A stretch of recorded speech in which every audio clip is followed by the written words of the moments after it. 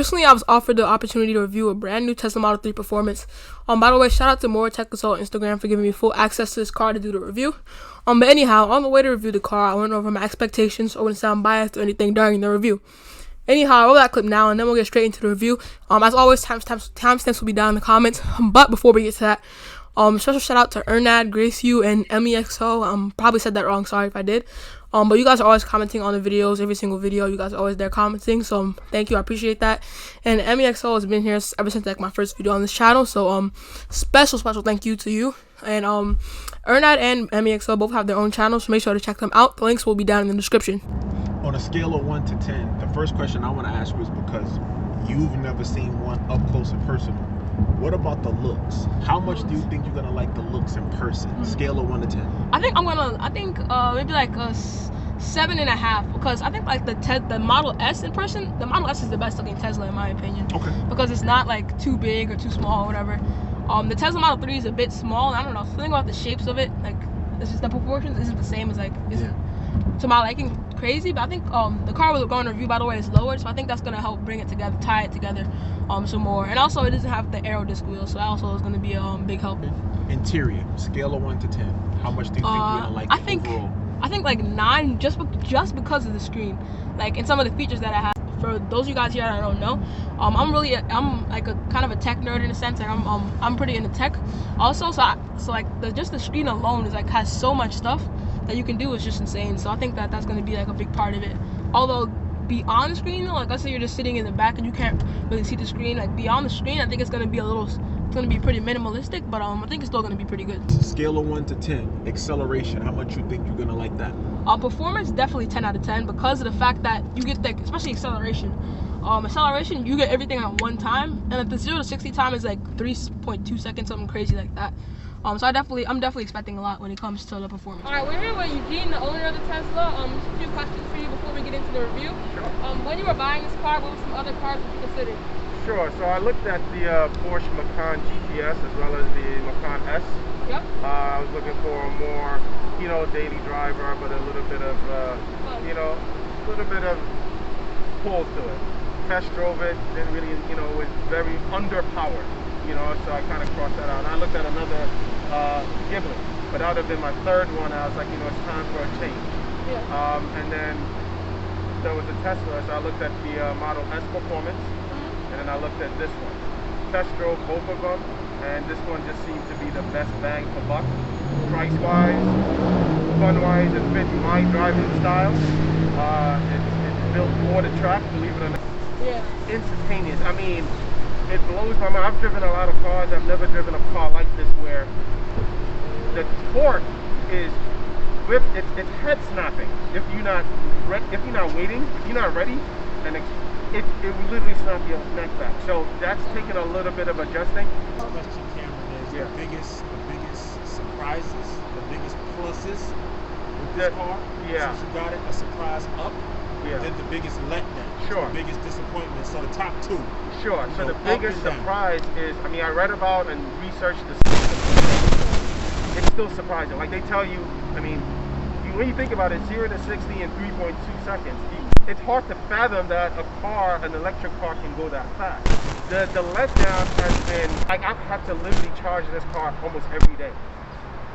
And that could get really, really expensive. Oh, you have to pay to charge it? You have to, with this model, you have to pay to charge it. The Model S Performance, you don't have to pay. That's free supercharger for the length of your car. It's all about the feel, how you feel from the buying experience to the service experience to the driving experience.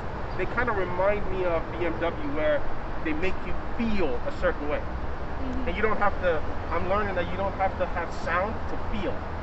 With the Teslas, there's no key, so I just have to use this thing. If you're somebody that's borrowing the car, you just use this, and I think you just tap it against there, and it unlocks, and then you push this. This door handle is complicated. You don't know what you're doing, which I did not. But once you have it, you can just put it down on there. I know they do have some games on here. I'm not gonna really go too crazy on that, but it's pretty cool. I know they have the outdoor cameras they use for Sentry mode, but it's pretty hot when you can do like that and just see what's going on outside your car.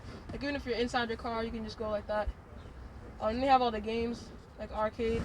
Oh, they added a lot of games since Doug DeMuro did this review. They have Fallout Shelter, they have Cuphead. Like, some of these games are even on Xbox they have on here, which is pretty insane, you know? They have console games in the car. Like, this car literally could replace your need for a console. You could go out to your car and play some games. You could go out to your car and watch your TV. We could literally do so much stuff with your car. It's crazy, the stuff they have in here. So, yeah, I'm not going to really get into playing the games too much, probably, but just so you guys can see all the stuff they have in here. It's really insane. This thing is literally a machine. This thing is like a fast tablet on wheels. Like, it's like a device, but it's fast and it's on wheels. So yeah, that's really cool. There's Sentry mode. Sentry mode is like your alarm system where it literally records everything around you. So this is your dash cam. So when you press here, so the cool thing about the dash cam is you have to get like a USB drive, whether it's 16 gig, 32 gig, and you keep that here. Okay. When you keep that here, this is where all your footage goes into. So you can literally take it out, put it in your computer, and you view it. Wow. And the cool thing about it is when it records, it literally records at the same time all of your views. So from the front, so this is when I was washing the car, I could literally watch the front, the sides, the rear, and the right all at once. So I'll play this one for instance. So literally you could be watching here and then I go to the left and that's the car that I just passed, go to the right, to the rear, back to the front. Wow, so it records in real time. All the time? It's recording all the time. The dash cam is recording literally as you start driving. That's crazy. So this part I really love about it. Then you have your sound system. I have Spotify, so you can add your Spotify account, tune in, all of this other stuff. Another thing within your driving, you can change your acceleration from sport to chill. Steering mode, you can literally tell it, okay, I want comfort, I want standard, or sport.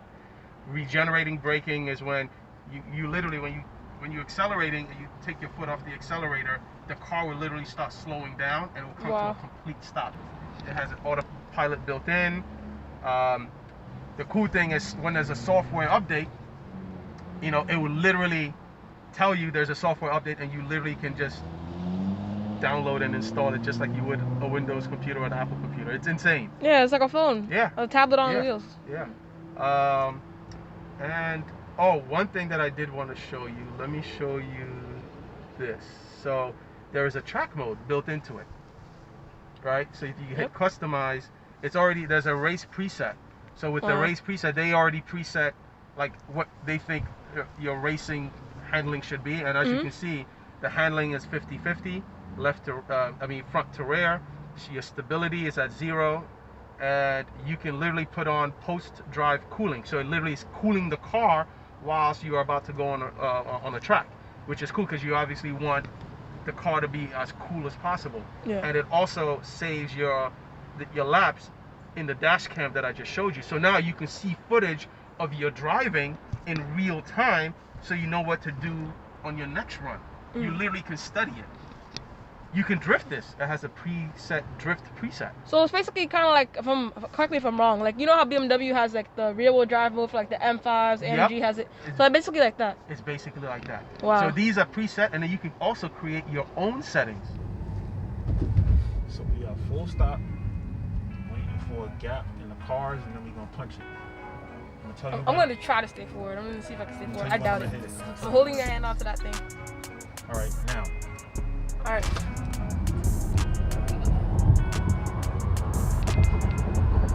Yo, you cannot see it in a video, but it's insane.